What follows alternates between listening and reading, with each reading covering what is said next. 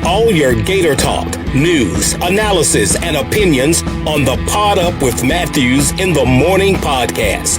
Find us on your favorite podcast platform or watch us on Facebook Live between 8 a.m. and 9 a.m. every weekday. PodUp, because we are Gator fans. So say it's great to be a Florida Gator.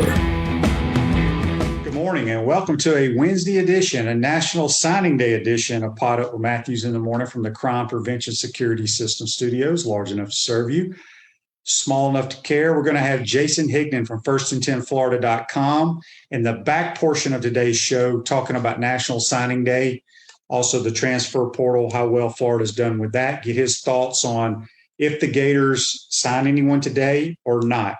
But we're going to kick the show off with Coach Bobby Bowden, former head coach of the Florida State Seminoles, one of the greatest college football coaches of all time, won 2 national titles. We're going to kick it off with a couple of bits and pieces of some interviews and some clips from his great career. And then we're going to get Coach Bowden on the Titan MR hotline right here on PodUp with Matthews in the Morning. Championship there first. The young man in at quarterback right now, number 12, Doug Johnson. He is a freshman from Gainesville, Florida. He's on a baseball scholarship right now. But a lot of people think this may be the quarterback right here next year. He's here again. And that's going to do it. The ball game is over. The Florida Gators have staked their claim for the national championship of the 1996 season.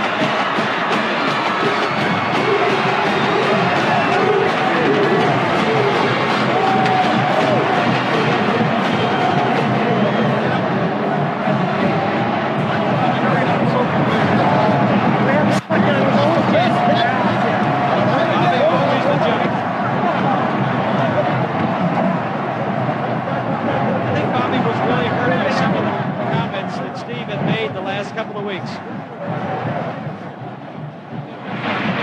Okay, Coach, what was the biggest difference with your team's performance between this game and the last one? They just beat us in every part of the game. I thought the kicking, the punch that rolled dead on our one, I think they scored off of both of them, I'm not sure. But this kept us in the hole and we couldn't capitalize. They just beat the heck out of us in every part of football. Congratulations on a great season. Let's go to Lynn Swan. Okay, Steve, congratulations. I think what's going to be a national championship for you, we've got to let you say how you feel at this moment. Swanee, God has smiled on the Gators, no question about it.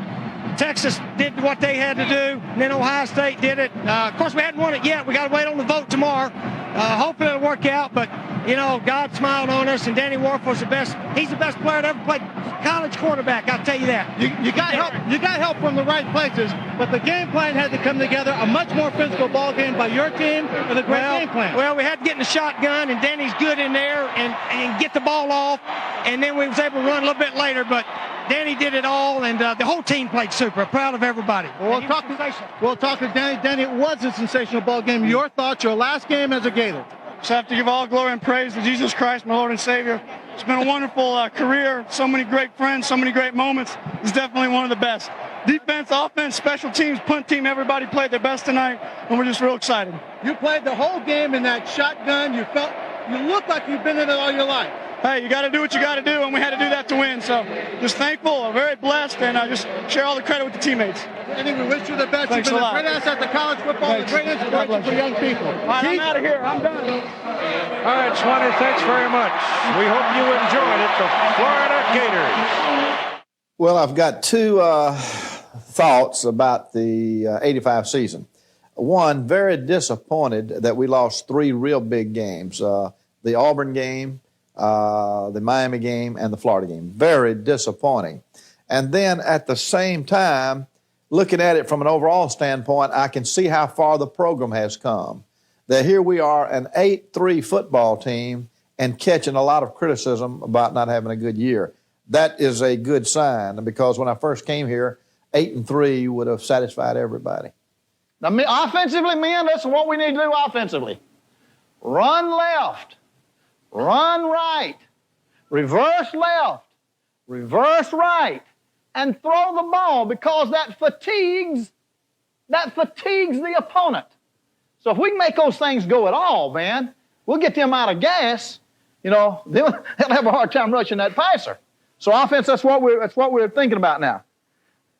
Quarterbacks, now don't forget, Danny, first half I don't mind using my timeouts. So if I'm late with a call when we're down inside that 20, if there's any confusion at all, remember last week on the 34, there's a little confusion on the way we sent it in. But you can use a timeout down there. I'd rather have the touchdown than saving the timeout. Men, now listen to me. Listen to what I say. That's very important. Don't worry about a mistake. You young guys, you worry about mistakes. Don't worry about a mistake. If you're going to make it, how are you going to make it? Full speed. He starts wide for this guy. The guy's so wide, it's perfect. He can't get him. That's good. He starts for him. Now he's here. This guy here,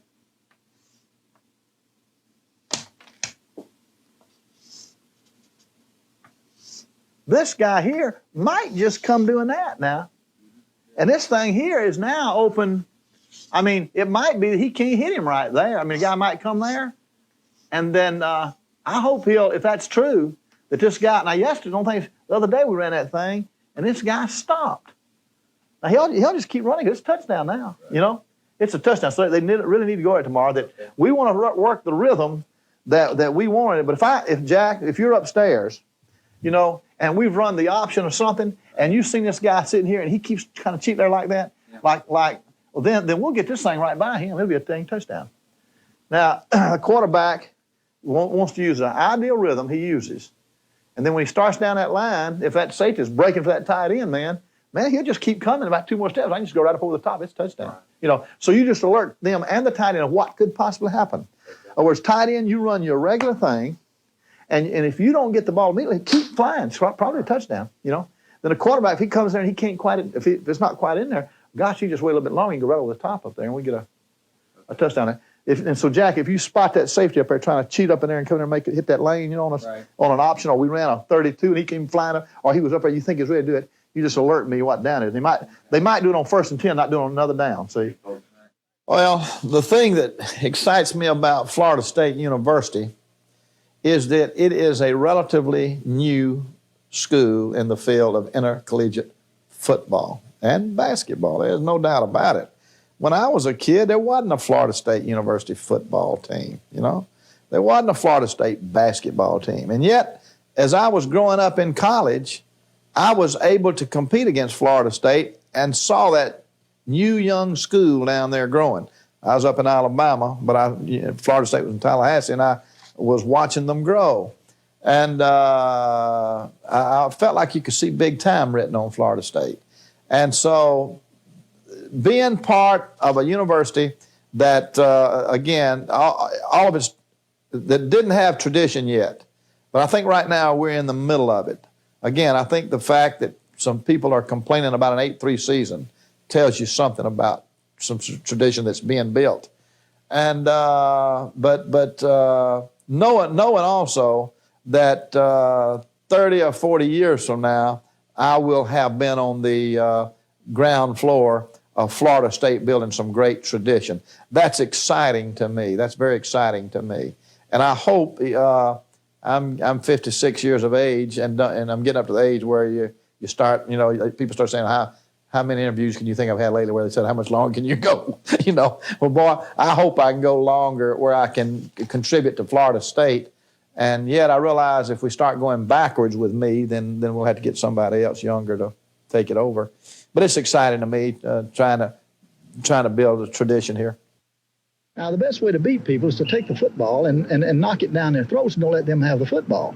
But you can't do that every Saturday. So we're trying to have the same ability to throw as we are the run, where last year we got heavily run and could not throw as well.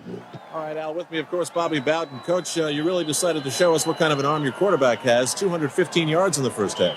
Well, that's good. I really, he's a freshman, and I really wanted to see what he had. So we're going to come out and fire the football no matter what and see what he can do. Yet in many cases, the finality of the drives that you had up and down the field wasn't there. Are you satisfied with the 13-0 score? No, but the penalties, we look like a team that's been off for about a month. We're getting penalty, and stopping ourselves a lot. I think if we can stop the penalty business, I believe we could do all right. You were scared with the youth of this team. That's what you said to me yesterday, and I haven't seen very many freshman mistakes out there. Well, that's the key to it. It would really help us next year if these kids could get a win tonight. Got a tough 30 minutes to go, but it would really help us, and I'm really proud of the way they're playing so far. All right, Coach, thank you very much. Thank you, buddy. Appreciate it. And I know you remaining here with nice, a quick word from Coach Bobby Bowden. Thank you. Just want to thank the Gator Bowl committee for inviting us and for the great hospitality that was shown us here in Jacksonville, Florida by everybody. I thought it was a great football game, and we were honored to play against a fine Oklahoma State team. Thank you. Bobby Bowden, ladies and gentlemen, thank you for coming. You know, when I first started coaching, and in the first years of college football, it was understood you had to run the ball to win a national championship. Yeah, I mean, if you can't run the ball, you're not going to win a national championship. Steve came along in the 90s and proved that you can win a national championship featuring the passing game. He showed the nation, hey, you can win it with your running game, but you can also win it with your passing game. And he did this. In fact, he beat us in the Sugar Bowl to win the national championship. And nobody could throw the ball like Steve Spurrier. And he had good receivers. I think one year he had two receivers, maybe might have been first round. He might have had more than that. But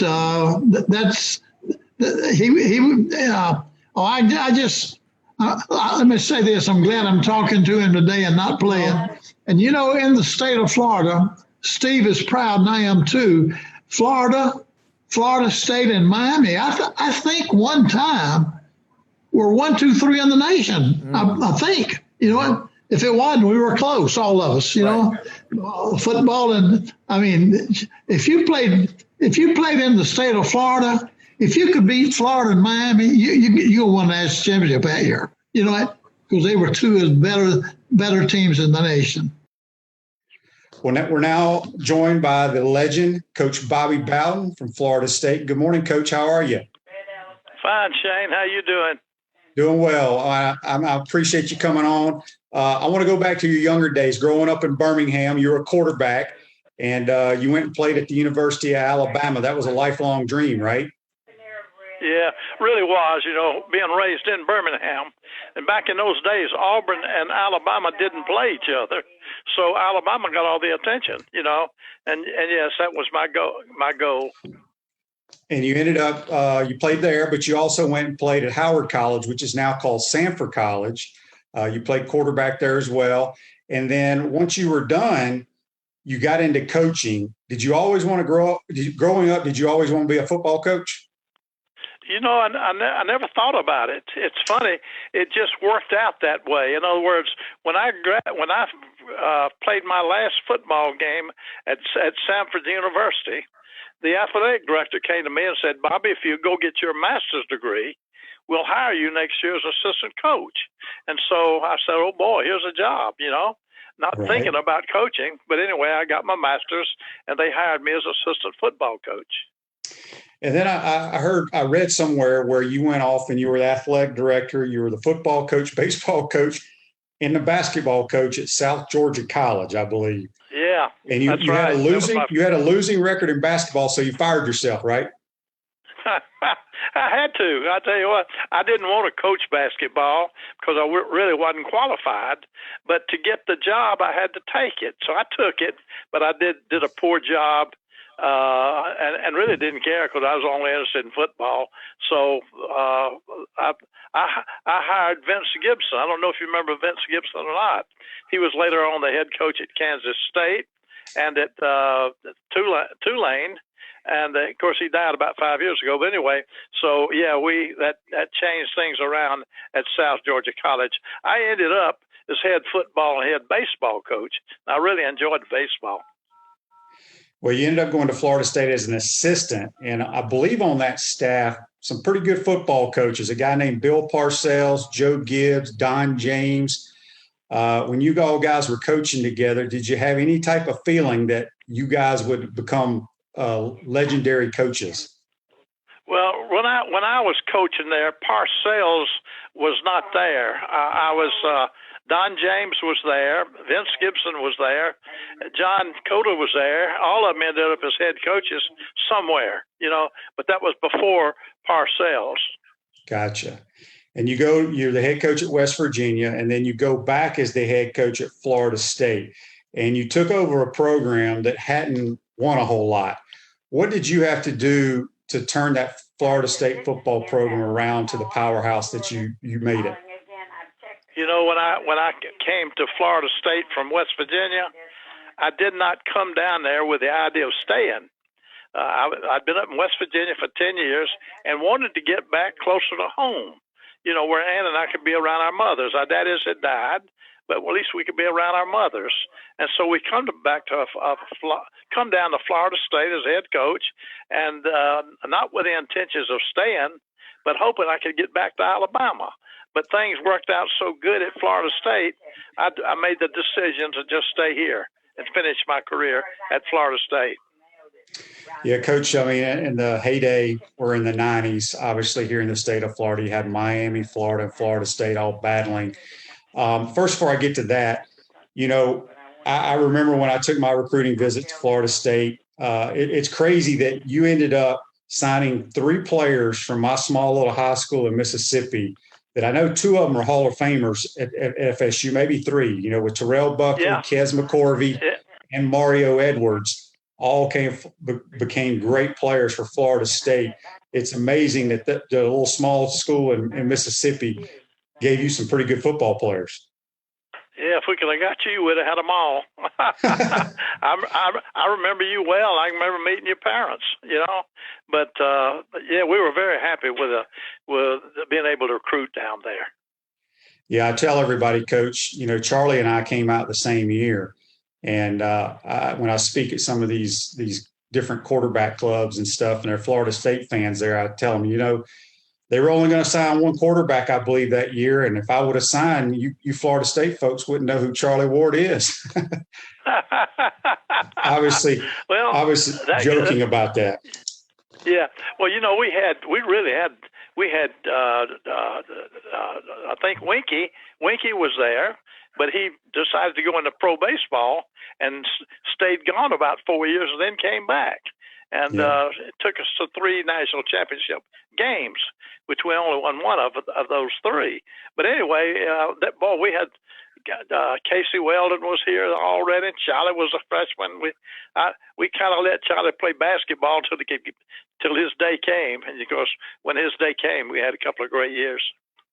Speaking of that, when you look back at all the great players that you coached at Florida State, from Dion to Derek Brooks, I mean, we can go on and on. Peter Warwick.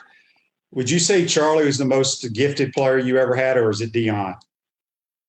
Dion was probably the best athlete we had here at Florida State. And that'll probably last a long time because he was such a good athlete. I think he was picked when they picked the 100-year team.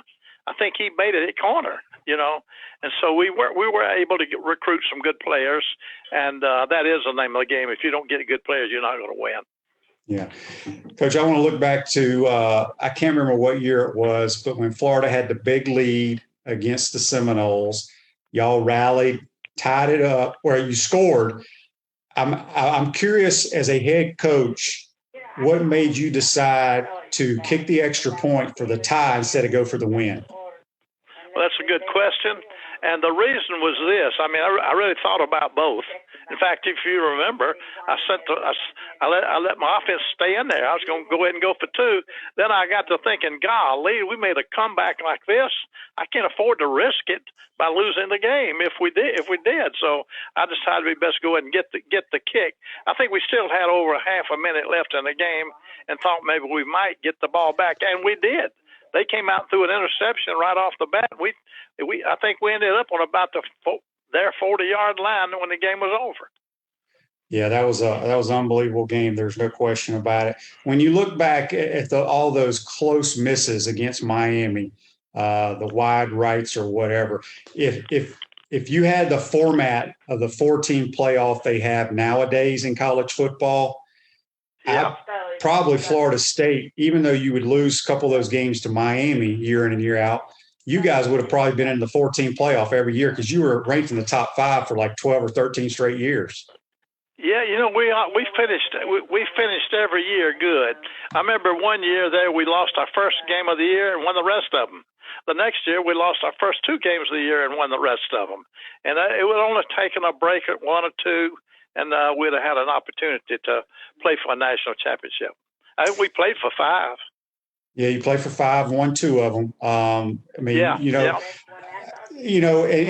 you actually are the all-time winningest coach. But I think it was like 12 or 13 victories had to be vacated, and so Joe Paterno is. How do you feel about that, Coach? Well, I think I was probably the scapegoat because what happened I had nothing to do with, and I think our administration. I think they were either going to take a bowl away where we couldn't play in a bowl, or that, and so the administration just decided they got to have that bowl, they got to have that money, which is probably correct, But I didn't feel like I deserved those 12 losses, but I did get them. But that's the thing people don't realize, that I had 22 wins at South Georgia College, which didn't count. And if I'd have got those 22 wins plus the 12 that were taken away, I'd have had 411 wins, which would have been more than Joe. When you look back at your career, Coach, I've watched college football my whole life, but the one play that stands out to my mind when I think of Florida State football, and I don't remember what year it was, but it was Leroy Butler, and I want to say y'all were at Clemson, and you called the fumble Rooski. Is that one of the most? Exactly. Is that one of the most famous plays in Florida State football history? Probably is. Yeah, we were playing Clemson, who was ranked about number 3. They were ranked up there pretty high, and we went for the fake punt, and Butler took it down to the 3-yard line, and we kicked a field goal. The funny thing about that field goal, we were on the left hash mark, 3-yard line. Now, that's the most difficult angle there is. That goal comes mighty narrow when you start kicking from a hash mark up close. And right. And our kicker had already missed 2 that day. But he hit that one, boy. That was a big one. Yeah, that's the one play that stands out in my mind with Florida State. Coach, you had three sons. All were coaches, followed in your footsteps: Jeff Bowden, Terry Bowden, and Tommy Bowden. Talk a little bit how strange it was when you were the head coach at Florida State and your son Tommy was the head coach at Clemson. How I guess you got used to it, but the first time the father-son went at it, how strange was that? It was strange and it was fun. It made it difficult for my wife. She got a son and a son-in-law at Clemson. She got a husband and one of her other sons coaching at Florida State. And so it was tough on her. And she went through it about 5 or 6 years. I think we might have played them 9 times. And the first 5 games, I think we might have won 4 out of 5. But the last 4, they won 3 out of 4. So it was a good series. It really was. And now Terry has now been named the head coach at Louisiana Monroe. Are you excited for him to get back into the game? Yeah, I am, because that's what he wanted. Terry is 64 years old now. I mean, how many times do you hear of a 64-year-old getting a job? But he got a good one. Monroe's a very good school, big school, and I think got about 19,000 students. And he has a great opportunity there, but it's going to be tough because that's a pretty dadgum tough league. Yeah, it is. So Coach, when you look back at, as I was mentioned, Florida State, Miami in the 90s, it was dog eat dog between those 3 schools. How hard was it? How hard was it on the recruiting trail back in those days? It was tough, but the thing about it is the state of Florida is so big. I think we might be the second or third largest state now. You know, might even moved up some since all those people leaving New York and California. But well, there are a lot of players in this state. We were able to get our share. We didn't get them all. Florida was getting their share too. Miami was getting their share. But there was a time you might remember where Florida State and Miami were 1 and 2 in the nation. There was also a time where Florida and Florida State were number 1 and 2 in the nation. You know, but that's how good football was in the state of Florida. Yeah. You and Coach Spurrier are both ambassadors for the Florida Rising Stars Project. Tell us what that means to you to be a part of that. It's very important. It's very important for our young people because our young people need guidance.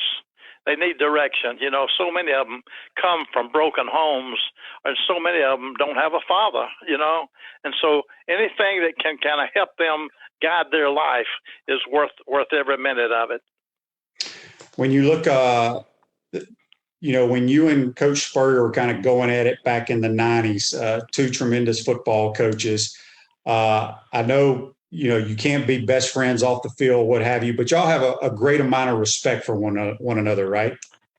Yeah, there's no doubt about it. You know, when you're playing each other, Florida versus Florida State, people just assume the coaches don't like each other. That wasn't true. I respected him, and I'm sure he respected me, you know. But we had some great games together. And, of course, you came along during that time and helped get Florida off the floor. Yeah. Okay, we talked about Deion Sanders a few minutes ago, Coach. He's kind of following your footsteps now. He's now the head football coach at Jackson State University. How do you think Deion's going to be as a head coach?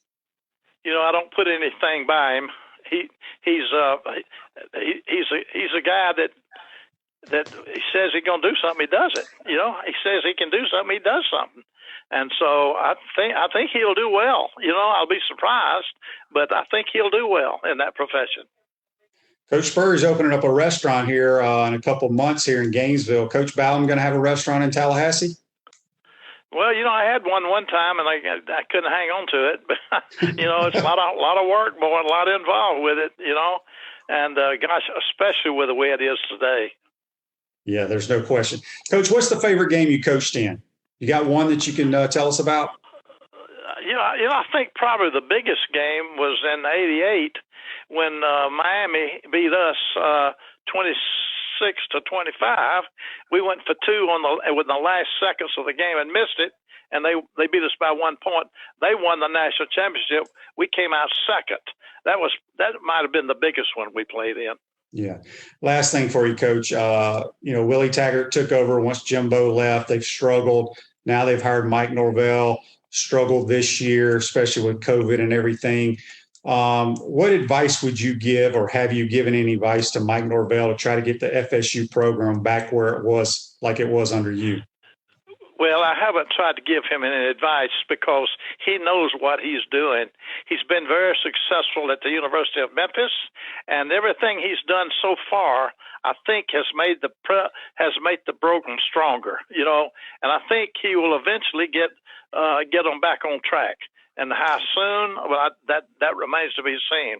But I do think he's the right man for the job. Well, Coach, we appreciate you taking the time to join us today. Stay healthy, and we really do appreciate you joining us. Shane, thank you very much for calling. Yes, sir. Thank you. That's Coach Bobby Bowden joining us on the. See you, buddy. Take care. Hey, Gators, this is Coach Steve Spurrier. PodUp with Matthews in the morning. We'll be right back after this commercial break.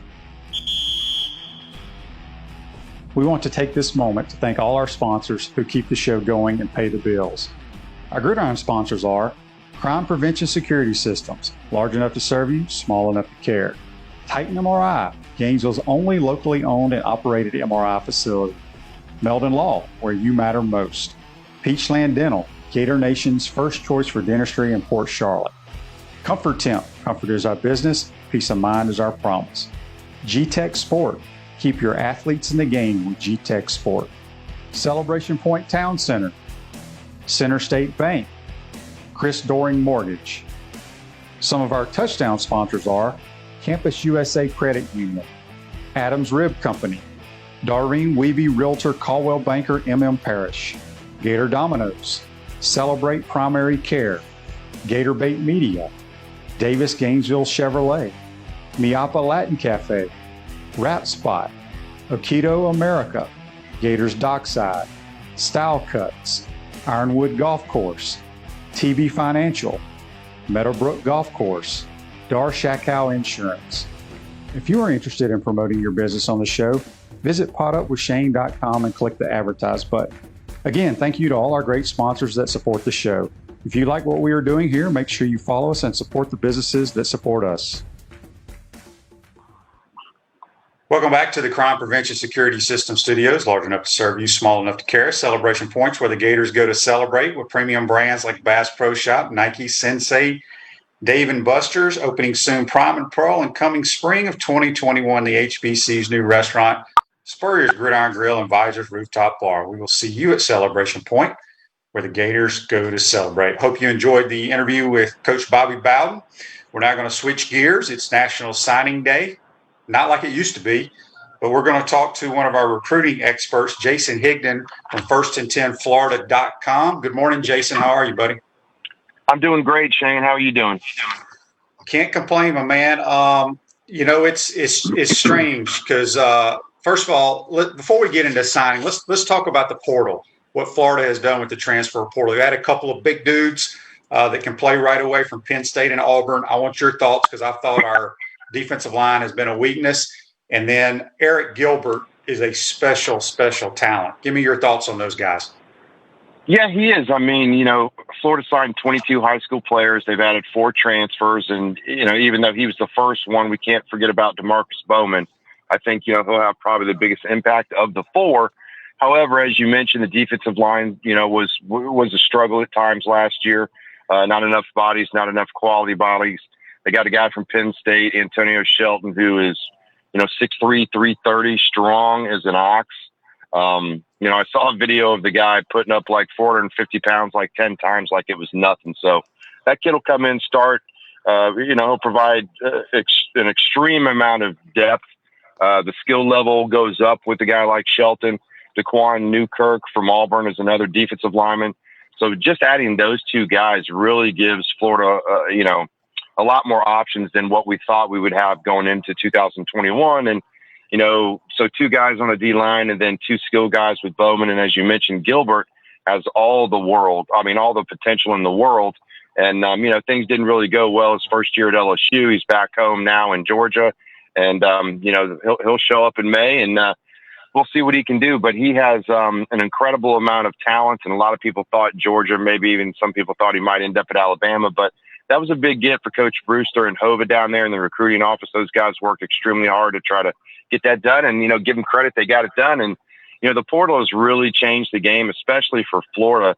And Dan has done a great job getting guys in like Grimes and Jefferson and Grenard. And, now these 4 guys coming in. And Florida's team last year, I thought, was really short, probably, 3 guys on each side of the ball.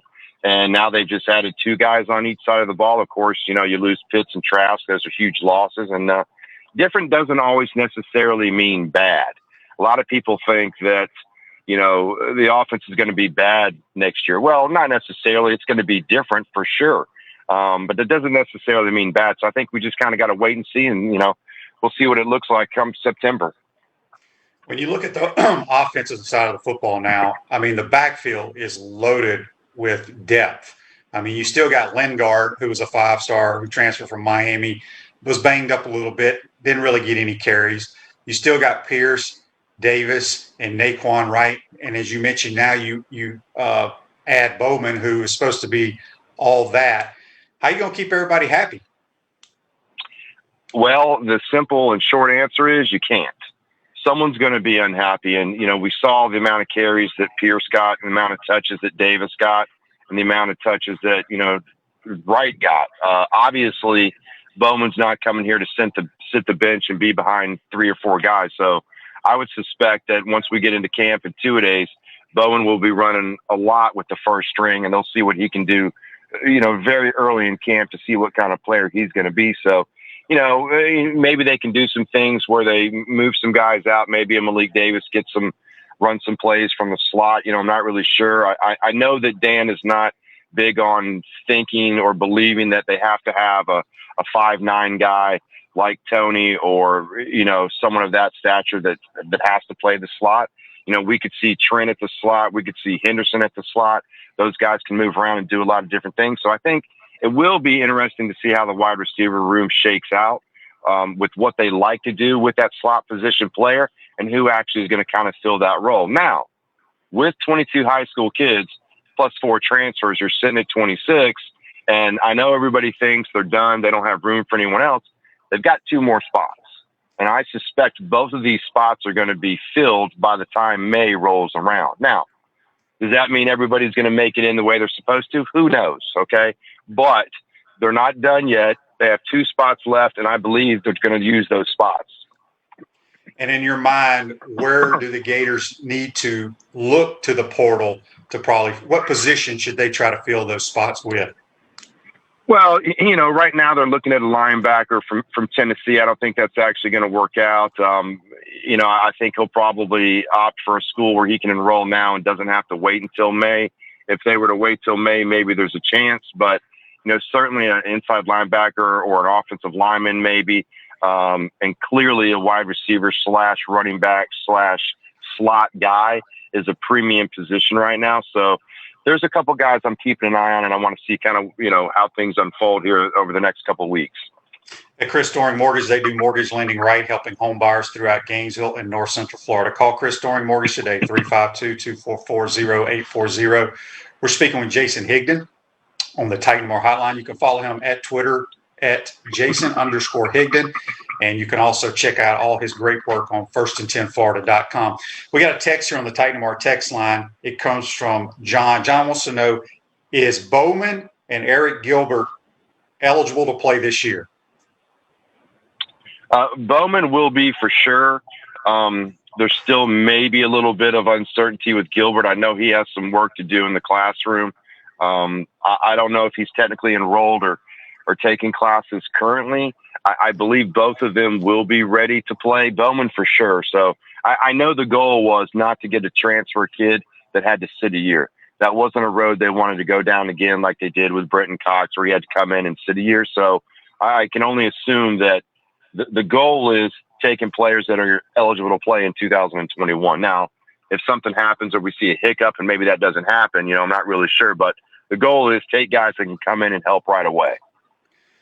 What are your thoughts? You talk to tons of college coaches, especially some of the Gator coaches. Do they like the early signing period nowadays?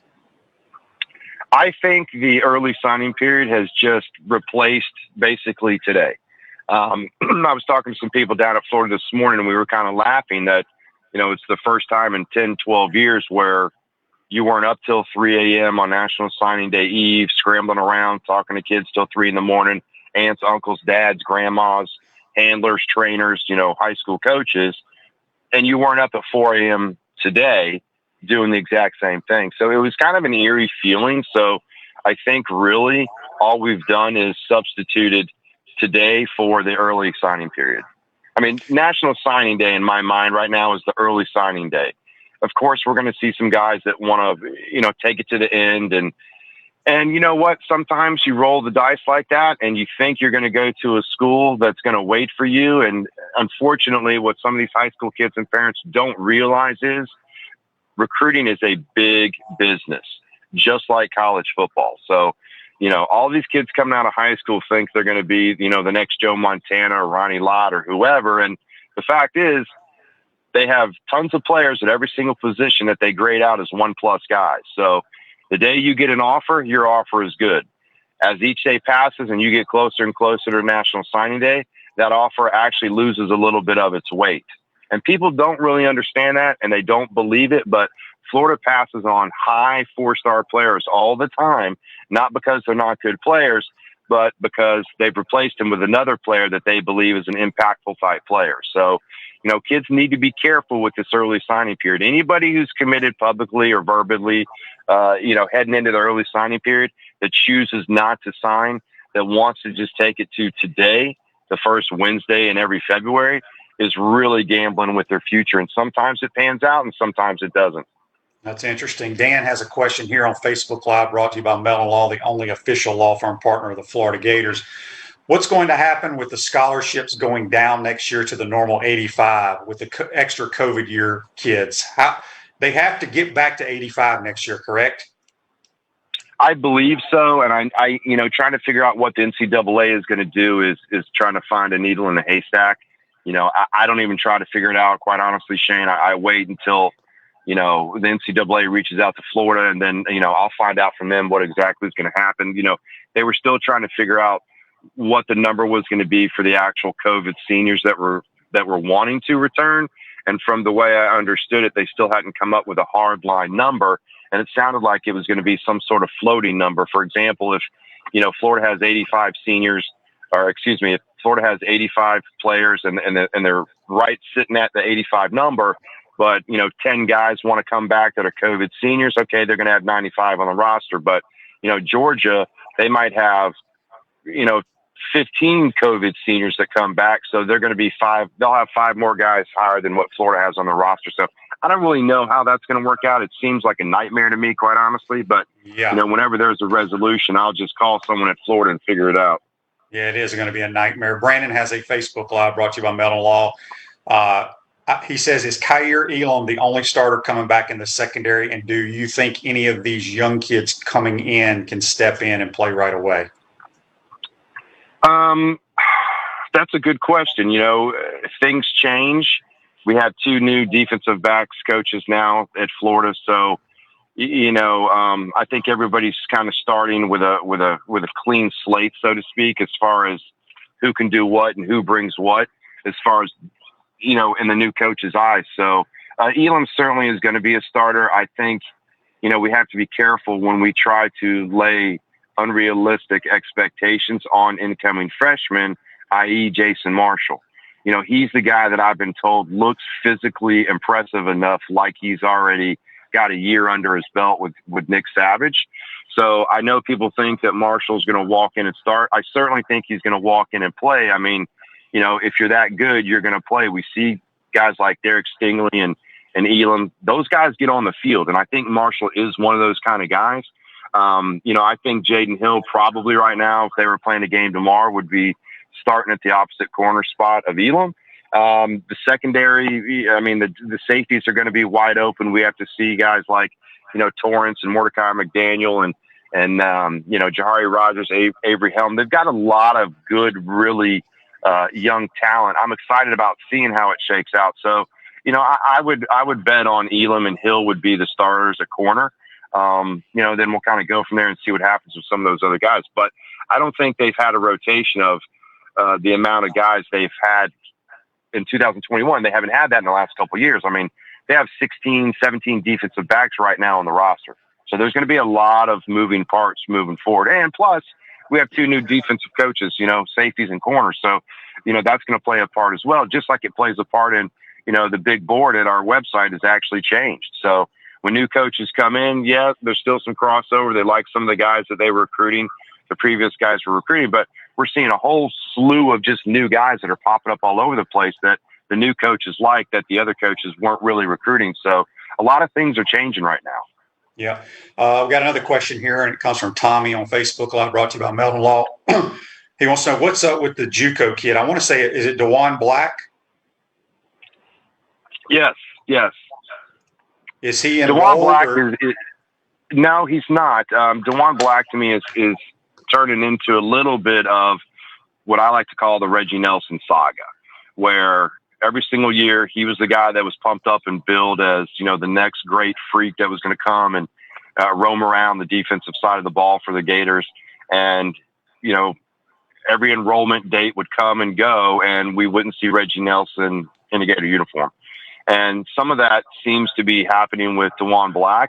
I believe now he's at the point where he just didn't get the grade that he needed to in one class. So he's now currently taking one class that, assuming all goes well with the one class and he gets the grade that he's supposed to get, he should be here in May with everyone else. Gotcha.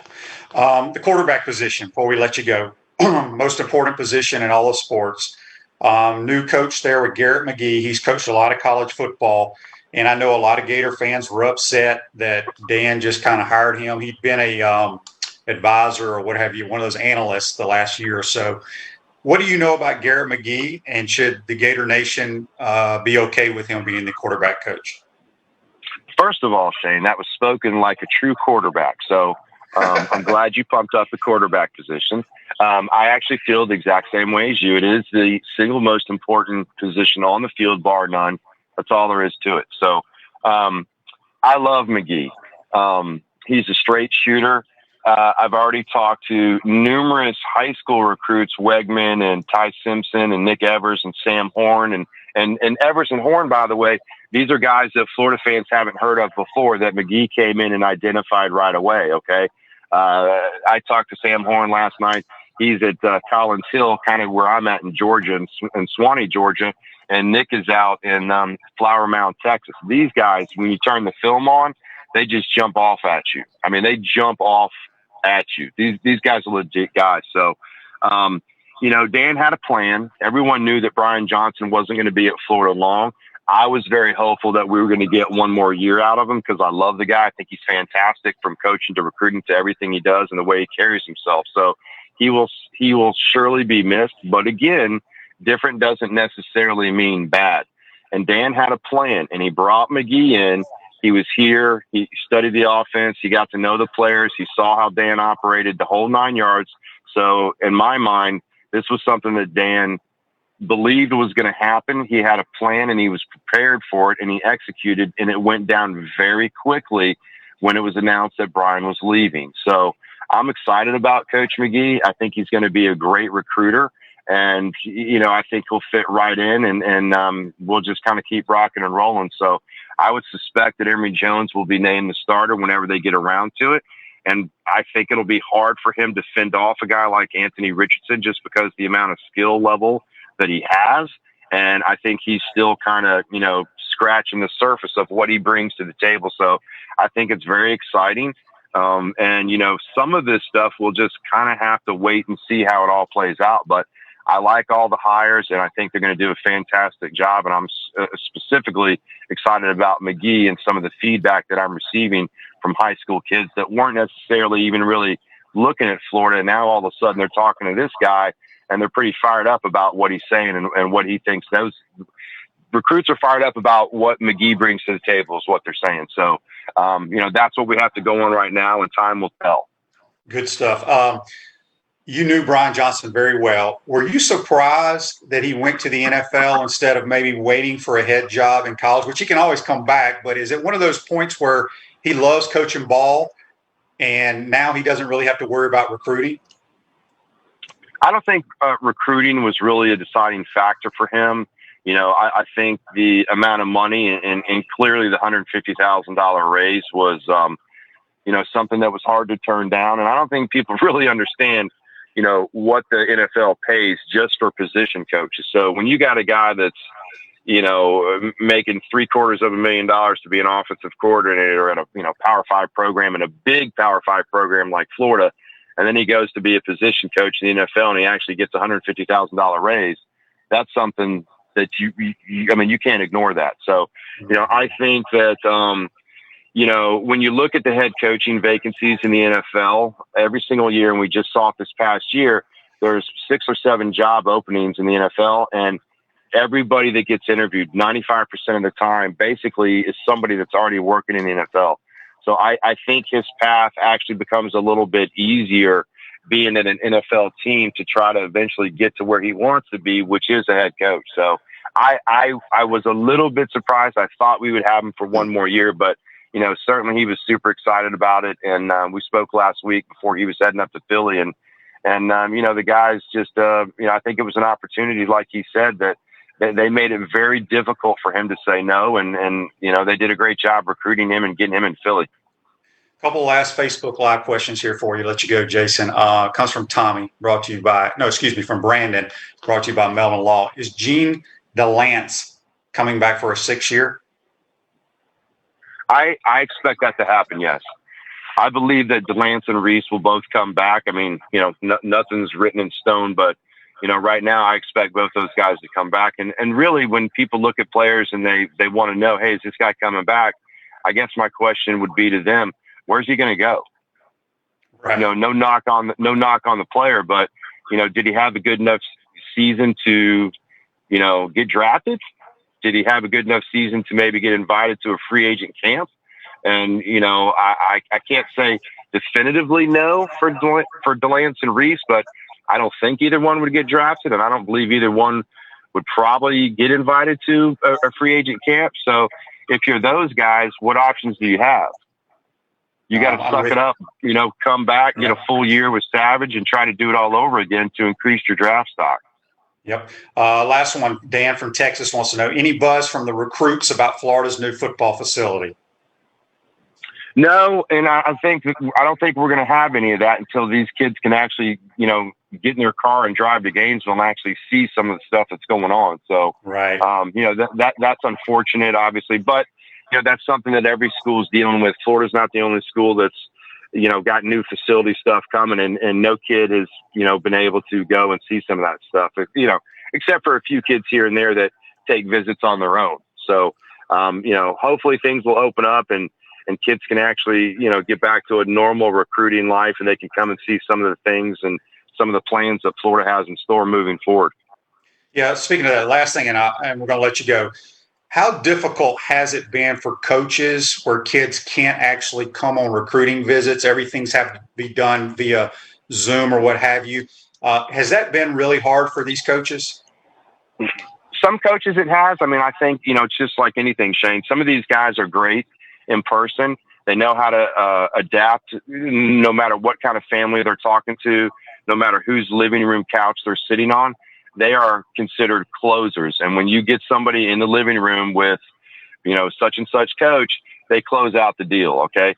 Some guys are fantastic on the phone or during FaceTime or whatever. So I think for some of the guys, it hasn't been a big deal. And I think for other guys that need to have that, in-person one-on-one facial contact, I think it has been very difficult. So, but again, it's something that every staff is dealing with. And it's just like anything else. Some staffs are better at, they're more equipped to deal with recruiting in this fashion versus others. So for Florida, I think it's important that things open up and they can actually get the one-on-one contact and get guys in offices and they can take trips and go sit in people's living rooms. So, again, it's a tough time, and, hopefully everyone's staying safe, and hopefully as each day passes with the vaccine, things will at least start to get back to a sense of normalcy that we saw prior to everything shutting down. Let everybody know how they can check out your website. firstand10florida.com, man. We're excited about some of the things that we're doing. We have great members. In fact, I just found out yesterday that, Nick Evers out of Flower Mound, Texas, the offensive coordinator at that high school's brother-in-law is a member on our site. I mean, it's such a small world, and the members of First and 10 Florida, they reach far and wide. So you never know who you're going to be talking to. And like, we always say, pull up a chair and let's talk some recruiting. Sounds good, my man. Appreciate the time, Jason. Be safe, and we'll talk to you soon, bud. As always, thanks for having me, Shane. Yep, that's Jason Higdon. You can follow him on Twitter at Jason_Higdon. We're going to take our final time out of the program today. You're watching and listening to PodUp with Matthews in the morning from the Crime Prevention Security System Studios. We'll be right back. Hey, Gators, this is Coach Steve Spurrier. PodUp with Matthews in the morning. We'll be right back after this commercial break. We want to take this moment to thank all our sponsors who keep the show going and pay the bills. Our gridiron sponsors are Crime Prevention Security Systems, large enough to serve you, small enough to care. Titan MRI, Gainesville's only locally owned and operated MRI facility. Meldon Law, where you matter most.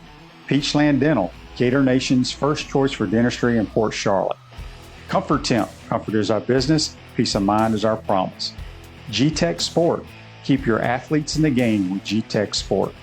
Celebration Point Town Center, Center State Bank, Chris Doring Mortgage.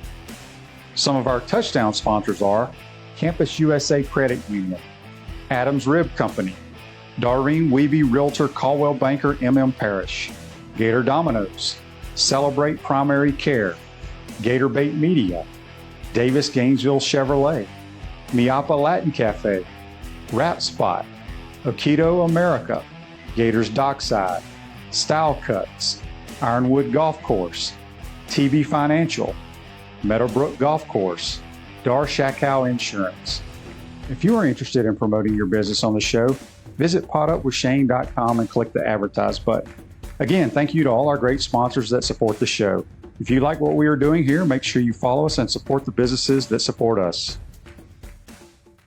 Welcome back to the Crime Prevention Security System Studios at Comfort Temp. Comfort is our business. Peace of mind is our promise. Get a free annual maintenance plan with every residential duct cleaning purchase, $199 value. The service department's open 24 hours a day, 7 days a week. In 1876, Albert Spalding invests $800 to start the sporting goods company manufacturing the first baseball, basketball, tennis ball, and golf ball and football. That's brought to you by Comfort Temp. Don't forget, the Chomp Harder winner is... Let me find it. If I can find it, Garrett Edmond. And tomorrow's show, don't forget, we got Mary Wise and the head ball coach, Steve Spurrier. Be safe out there, folks. Take care. Today's show's a wrap, brought to you by Wrap Spot. See you tomorrow.